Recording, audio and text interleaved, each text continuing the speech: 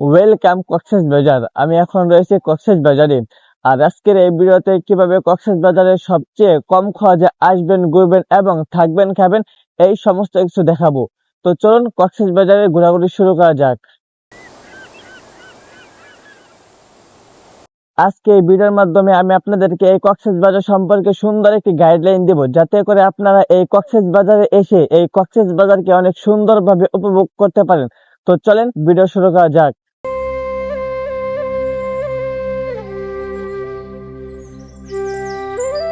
Hey guys, it's me MD Ashik and welcome to Blog Cox's Bazar. আমাদের যাত্রা শুরু হয় ঢাকার সায়দাবাদ থেকে এবং আজকের আমাদের বাসটি হচ্ছে সেন্ট মার্টিন এক্সপ্রেস। আর আমাদের বাসটি কিন্তু নন এসি বাস।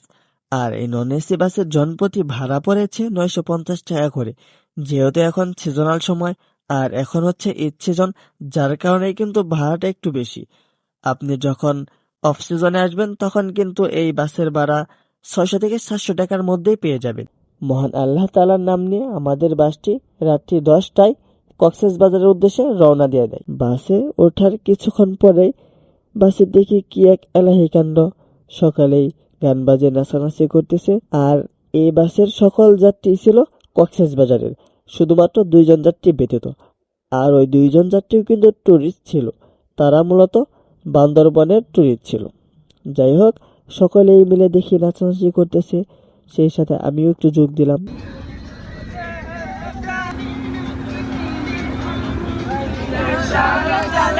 সবাই যখন নাচানাচি শেষ করে ঘুমিয়ে পড়ে, আর তখনই আমি চলে যাই বাস ড্রাইভারের পাশে, অর্থাৎ স্ট্যান্ডিং এর পাশে বসে পড়ি। বাস ড্রাইভার সুন্দর একটি গান চালিয়ে বাস ড্রাইভ করতেছিল, আর আমি সেই গান শুনতে শুনতে আর এই রাতের রাস্তার ভিউ দেখতে বেশ দারুণ লাগতেছিল।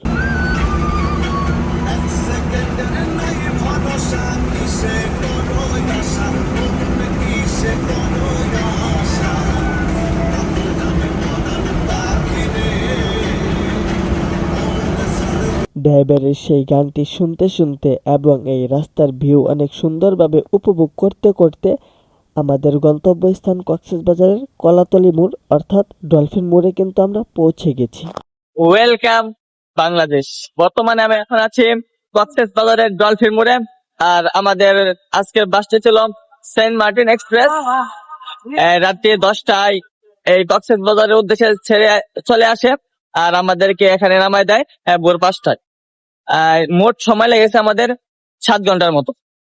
আজকে এত পরিমাণে পর্যটকের ভিড় যে বলার বাইরে, কি পরিমাণে বাসগুলো দাঁড়িয়ে আছে শুধু যাত্রী নামানোর জন্য, দেখতে পাচ্ছে ওইদিকে। সবাইকে স্বাগতম এই কক্সবাজারের ভিডিওতে। আজকে এখন বাজে 6:30, আর এখনই কিন্তু মানুষে ভরে গেছে। 150 এখন হচ্ছে ঈদ সিজন, যার কারণে কিন্তু অনেক মানুষের আনাগোনা।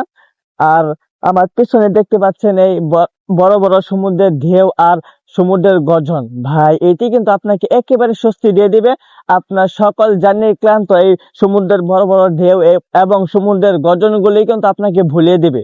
আপনি যখন কলাতলি মোড় থেকে মাত্র 2 মিনিট পায়ে হেঁটে আসবেন, তখনই কিন্তু আপনি এত সুন্দর একটি বীজে আসবেন। আর এই বীজটি হচ্ছে কলাতলি বীজ। আর এই বীজে আসার সাথে সাথেই কিন্তু আপনি এখানে অসংখ্য প্রচুর পরিমাণে বেড সাজানো দেখতে পারবেন। আর এই বেডগুলো কিন্তু আপনি রেন্টে নিতে পারবেন মাত্র 50 টাকা থেকে শুরু করে নিয়ে 100-150 টাকা পর্যন্ত। আর অবশ্যই আপনারা দামাদামি করবেন, কারণ বাংলাদেশের মধ্যে সবচেয়ে এই কক্সবাজারের মধ্যে কিন্তু সিন্ডিকেট এবং এই স্ক্যাম বেশি হয়, যার কারণে প্রত্যেকটা কাজ করার শুরুতে আপনারা এই ভেবে চিন্তে দেখে শুনে দরদাম করে ভালোভাবে ঠিক করবেন।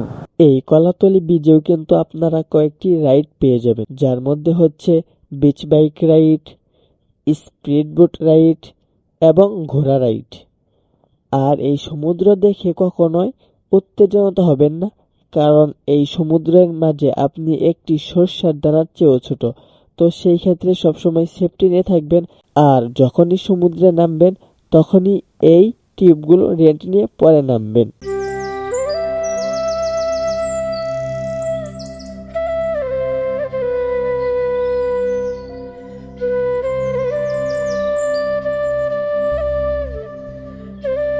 বর্তমানে আমি এখন রয়েছি সুগন্ধা বিচে। আর এই কলাতলি বিচ থেকে সুগন্ধা বিচে মাত্র হেঁটে আসলাম, আমাদের সময় লাগলো মাত্র 5 মিনিট।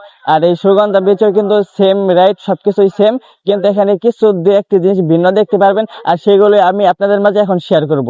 আমার পিছনে যে দেখতে পাচ্ছেন একটি দানব আমাদের পৃথিবীটাকে গ্রাস করে নিচ্ছে। আর এই দানবটি কিন্তু বানানো হয়েছে এই কক্সবাজারের ময়লা আবর্জনা থেকেই। এই চিপসের প্যাকেট, প্লাস্টিকের বোতল দিয়ে কিন্তু বানানো হয়েছে। আর এটা অবস্থান হচ্ছে সুগন্ধা বিচ পয়েন্টে। আর আমরা যদি এইদিকে লক্ষ্য না রাখি, ময়লা যদি যেখানে সেখানে ফেলাই, তাহলে কিন্তু আমাদের পৃথিবীটাকে এই দানবটাই কিন্তু সত্যি সত্যি একদিন গ্রাস করে নিবে।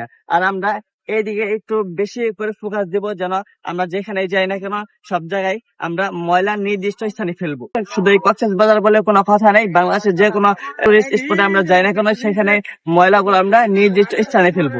আর যদি আমরা এই কাজটা যদি না করি, তাহলে কিন্তু সত্যি সত্যি একদিন এই আমাদের দানবটা কিন্তু আমাদের পৃথিবীটাকে গ্রাস করে নিবে। এইটা হচ্ছে সুগন্ধা বিচ। আর এই সুগন্ধা বিচের এক পাশে রয়েছে একটি দানব আমাদের পৃথিবীকে গ্রাস করে নিচ্ছে। আর এই দিকে হচ্ছে গাছপালা, আর সম্ভবত এই গাছপালাকে ঝাউবন বলে আর কি। আর এখানে কিন্তু অনেক মানুষের আনাগোনা, আর এখানে অনেকে টিকটক রিলস বানিয়ে থাকে, আর বানাচ্ছেও, চোখে দেখতে পাচ্ছি অনেকে বানাচ্ছেও। আর বিশেষ করে আমার কাছে এই কলাতলি বীজের চেয়ে এই সুগন্ধা বীজটা একটু ভালো লাগলো আর কি।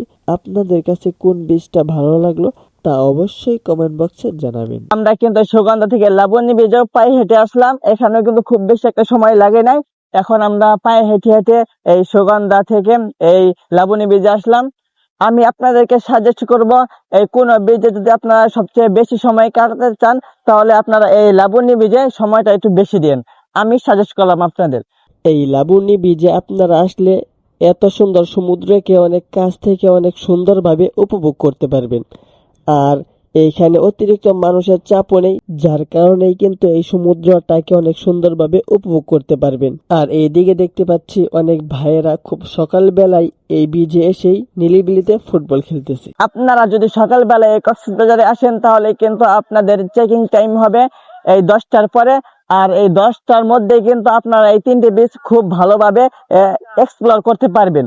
আর এখন বাজে 9:30। এখন আমরা আমাদের রুমে যাব, যে হোটেলটা আমরা বুক করেছিলাম সেই হোটেলে আমরা এখন যাব। আর সেই হোটেলের সমস্ত ইনফরমেশন গুলো আপনাদের মাঝে শেয়ার করব। তো চলুন এবার আমরা হোটেলের দিকে চলে যাই। এখন আমরা একটি অটো রিক্সা নিয়ে আমাদের হোটেলের উদ্দেশ্যে রওনা দিই। এখান থেকে আমাদের হোটেল পর্যন্ত জনপ্রতি ভাড়া ছিল মাত্র 10 টাকা করে। আর এখন যেহেতু সিজনাল সময়, তাই এই বীজের আশেপাশের হোটেলগুলোর দাম তুলনামূলক একটু বেশি। 500 টাকার হোটেল এখন দাঁড়িয়েছে 5,000 টাকারও বেশি। আমাদের এই হোটেলটির নাম ছিল বিএম রিসোর্ট। আমি এই হোটেলের লোকেশনটা ডিসক্রিপশন বক্সে দিয়ে রাখবো, সেখান থেকে আপনারা এই হোটেলটি ভিজিট করতে পারবেন। আমাদের হোটেলের ঢোকার সাথে সাথে আমাদেরকে ওয়েলকাম করার জন্য কিউট একটি বিড়াল এসে হাজির। এই বিড়ালটি আমাদেরকে ওয়েলকাম করলো। আর এই বিড়ালটি হচ্ছে এই হোটেলেরই।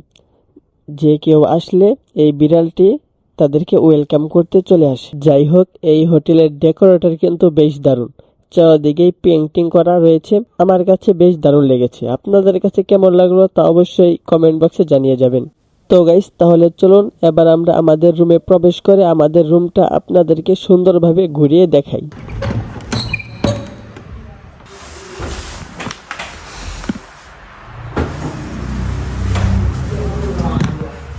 এখানে আপনারা 3জন ইজিলি ভাবে থাকতে পারবেন। আর রুমের ডেকোরটাও কিন্তু তেমন সুন্দর আছে। এইদিকে পেইন্টিং করা আছে, পেইন্টিং দেখতে পাচ্ছেন অনেক সুন্দর আছে, নাইস পেইন্টিং। আর এইদিকে একটি টিভি দেওয়া আছে, আর এখানে ছোট্ট একটি টেবিল দেওয়া আছে, আর এখানে হ্যাঙ্গার দেওয়া আছে কাপড় রাখার জন্য। আর হোটেলের নিয়মাবলী এখানে দেওয়া আছে। আর রুমের ডেকোরে কিন্তু বেশ দারুণ। আর এদিকে একটি মিরর দেওয়া আছে, আর এটি হচ্ছে একটি জানালা দেওয়া আছে এই পাশটায়। আর এটা হচ্ছে অ্যাটাচ বাথরুম। বাথরুমটাও কিন্তু বেশ দারুণই আছে। বাই দা ওয়ে, আমাদের এই হোটেলটির প্রাইস পড়েছিল 3,000 টাকা। আর যদি আপনি অফ সিজনে আসেন, তাহলে 1,000 থেকে 1,500 টাকার মধ্যেই এই রুমটি পেয়ে যাবেন। এখন আমরা এই হোটেলে কিছুক্ষণ রেস্ট করে রওনা দিয়ে দেই হিমছড়ি পাহাড়ের উদ্দেশ্যে। আর আমাদের দুপুরের খাওয়া দাওয়া ওই হিমছড়ি পাহাড়ের ওইখান থেকেই করব। এই কলাতলি মোড় থেকে আমাদের হিমছড়ি পাহাড়ে যাওয়ার জন্য লোকালে ভাড়া পড়েছিল জনপ্রতি 50 টাকা করে। আর যদি আপনি রিজার্ভে নিয়ে যান, তাহলে সেই ক্ষেত্রে ভাড়া পড়বে 500 থেকে 600 টাকার মতো। আমি এখন যে রুট দিয়ে যাচ্ছি এটি হচ্ছে মেরিন ড্রাইভ রুট। আমার এক পাশে হচ্ছে পাহাড়, আরেক পাশে হচ্ছে সমুদ্র। আর এই পাহাড় এবং সমুদ্র দেখতে দেখতে আমরা চলে আসি দরিয়ানগর। দরিয়ানগর কিন্তু প্যারাসিলিং পয়েন্ট, এখান থেকে কিন্তু প্যারাসিলিং করা হয়। আর এই দরিয়ানগর আমরা আসার সময় ভিজিট করব। আর এই রাস্তার কথাই কি বলবো, আমার কাছে এই রাস্তাটি অসম্ভব সুন্দর লেগেছে, বলে বোঝানোর মতো না। আর এখন আমরা সরাসরি চলে যাব হিমছড়ি পাহাড়ে।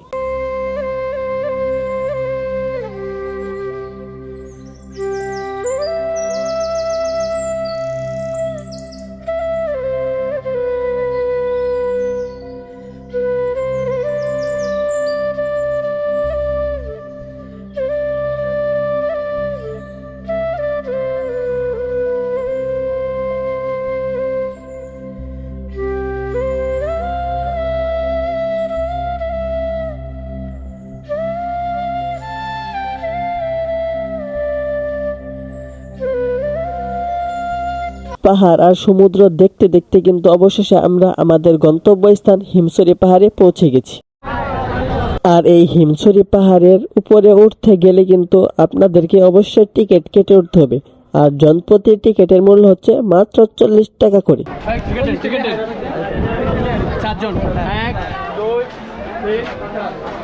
এখন আমাদেরকে এই এত বড় একটি সিঁড়ি বেয়ে বেয়ে এই পাহাড়ের চূড়ায় উঠতে হবে। এইটা হচ্ছে হিমছড়ি পাহাড়ে ওঠার রাস্তাটা, আর এটা হচ্ছে নামার রাস্তাটা।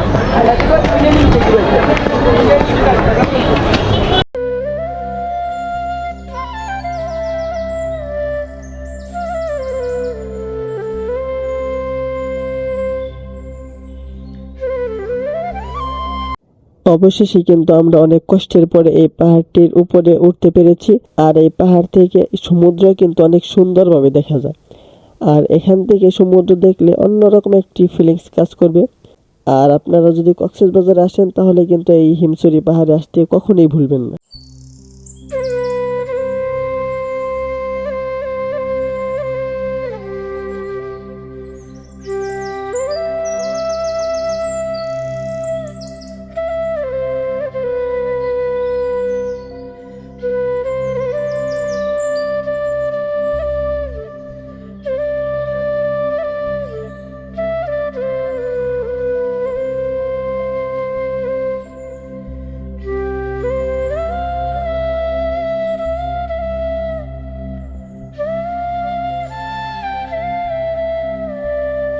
আপনারা কিন্তু এখানে কিছু ফল ফ্রুটও পেয়ে যাবেন। এখানে দেখতে পাচ্ছেন ডাব, তুলনামূলক কিন্তু ডাবের হাই দাম এখানে। এই হিমছড়ি পাহাড়ে কিন্তু একটি ঝর্ণাও রয়েছে। তো গাইস চলুন তাহলে এবার আমরা ঝর্ণা এক্সপ্লোর করে আসি। এইটা হচ্ছে এই হিমছড়ি পাহাড় থেকে নামার যে সিঁড়িটা, এই সিঁড়িটা। আর ওইটা হচ্ছে আমরা যে সিঁড়িতে উঠলাম প্রথম, ওইটা হচ্ছে ওঠা সিঁড়িটা। অবশেষে কিন্তু আমরা অনেক খোঁজাখুঁজির পরে কিন্তু এই হিমছড়ি পাহাড়ের ঝর্ণাটা পেয়ে গেছি। আর এখানে দেখতেছি অসংখ্য মানুষ বের করতেছে।